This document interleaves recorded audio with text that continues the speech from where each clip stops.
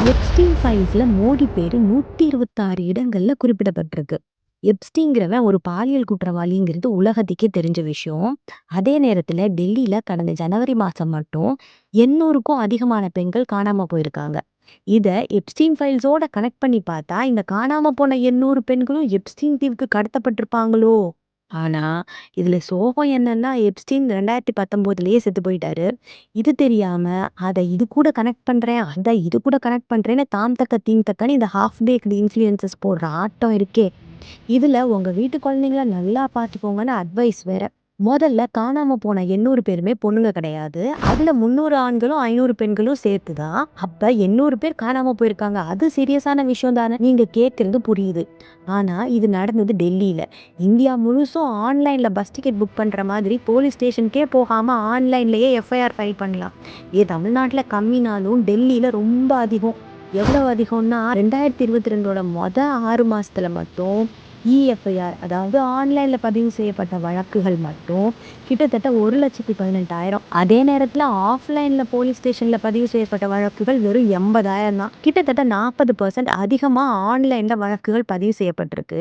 அதனால இன்ஸ்டால போஸ்ட் போடுற மாதிரி கேஸ் போடுறது டெல்லியில சாதாரணமான விஷயம். அந்த 800 பேரும் காணாம போனதுனால தானே கேஸ் கொடுத்திருப்பாங்க அப்படின்னு கேட்டா, ஆமா, அவங்க காணாம போனதால தான் கேஸ் குடுத்துருக்காங்க. எல்லா கிராமங்களுக்கும் ஒரு டவுன் இருக்க மாதிரி பீகார், யூபி, மத்திய பிரதேஷ்னு சுத்துப்பட்டு மாநிலங்களுக்கு எல்லாத்துக்கும் எஜுகேஷனல் டவுன்னு சொன்னா அது டெல்லி தான். அங்க UPSC, CA, JEE, NEET, banking exam, MBA எக்ஸாம்ஸ்னு எல்லா எக்ஸாம்ஸ்க்கும் கோச்சிங் சென்டர்ஸ் இருக்கு.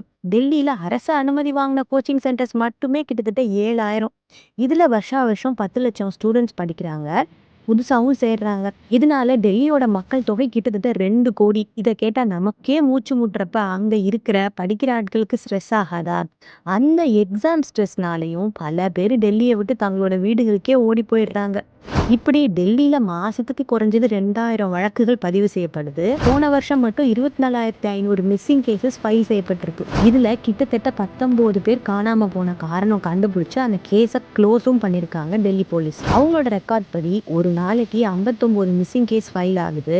இப்படி மாசத்துக்கு 2000 மிஸ்ஸிங் கேஸ் ஃபைல் ஆகுது டெல்லியை பொறுத்த வரைக்கும் ரொம்ப சாதாரணம். ஆனா இது எதையுமே ஆர்என்டி பண்ணாம 2 இன்ஸ்டாகிராம் வீடியோவை பார்த்துட்டு வந்து டெல்லியில காணாம போனவங்க எல்லாரும் எப்ஸ்டீன் தான் கடத்தியிருப்பான், அதுக்கு இந்த மத்திய அரசு துணை போகுது, எப்ஸ்டீன் ஃபைல்ல மோடி பேரு 126 வாட்டி இருக்கு, அப்ப அவர் தான் இதெல்லாம் பண்ணியிருப்பாருன்னு மலையாள த்ரில்லர் மாதிரி ஏதோ உளறிட்டு இருக்காங்க. மோடி பேரு 126 தடவை வந்திருக்குன்னு சொல்றீங்களே, ஏன் வந்திருக்கு? அதையாச்சும் ஆர்என்டி பண்ணீங்களா? அதுல சில இடம் நிரவ் மோடி பத்தி பேசியிருக்காங்க.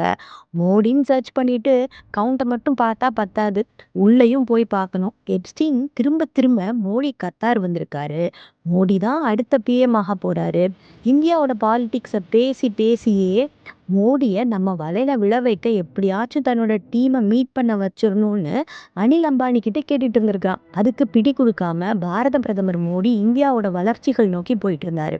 ஒரு இடத்துல எப்ஸ்டீன் மோடி மேக் இன் இந்தியான்னு ஒரு திட்டத்தை கையில் எடுத்திருக்காரு, இதனால இந்தியாவில் நிறைய சாஃப்ட்வேர் பட்டதாரிகள் வருவாங்க, அதனால இந்தியா இன்னும் 20% அதிக வளர்ச்சி அடையும்னு, அது இது மற்ற நாடுகளுக்கு முக்கியமா அமெரிக்காவுக்கு டேஞ்சர்னு எப்ஸ்டீனே சொல்லியிருக்காரு. நாங்க ஒன்றும் உங்களை மாதிரி இன்ஸ்டால வீடியோ பார்த்துட்டு சொல்லலை, ஸ்க்ரீன்ல அந்த ஃபைலை போடுறோம், செக் பண்ணிட்டு தெரிஞ்சுக்கோங்க.